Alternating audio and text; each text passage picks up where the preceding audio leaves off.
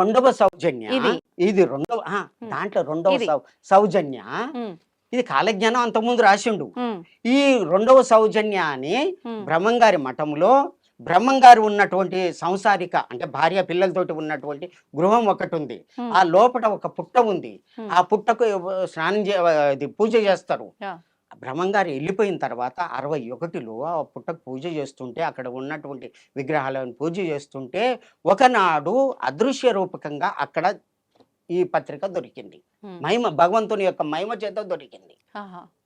అది ఎవరు రాసింది కాదు, ఏది చేసి మహిమతోటి అక్కడ దొరికింది. ఇదంతా చదివేసరికి దాంట్లో ఉన్నది 61లో ఇది దొరికింది. మీరు అప్పటికే జన్మించి ఉన్నారు అని రాసి ఇక్కడ రాయబడి ఉన్నది. ఓకే. ఇది ఇంకొకటి రాయంగానే కాదు, ఎంతో మంది ఉంటారు కదా ఆ గ్రామంలో, కానీ ఇది చదివి చెప్పాలి. రాములని పేరుండగానే కాదు కదా అందరూ శ్రీరాముడు అవుతారా? ఇది చదివి చెప్పాలి. నువ్వు డిగ్రీ చదివినంత మాత్రాన ఇంకో అతను 2వ తరగతి చదివినంత మాత్రాన నేను కూడా చదువుకున్నా నువ్వు కూడా చదువుకున్నావు అంటే ఈ మాటలు చెప్పగలుగుతాడా? లేదు. 2వ తరగతి చదివిన వ్యక్తికి డిగ్రీ చదివిన వ్యక్తికి ఇదే భేదం ఉంటది కదా. అది అన్నమాట తారతమ్యం. ఇప్పుడు మీరు అన్నట్టుగా రాములు అనే వ్యక్తి ఎంతో మంది ఉంటారు. ఇక్కడ రామయోగి జన్మించి ఉన్నారు అని ఉంది. అవును. మీరే అని సాక్ష్యం ఇంకొకటి ఏదైనా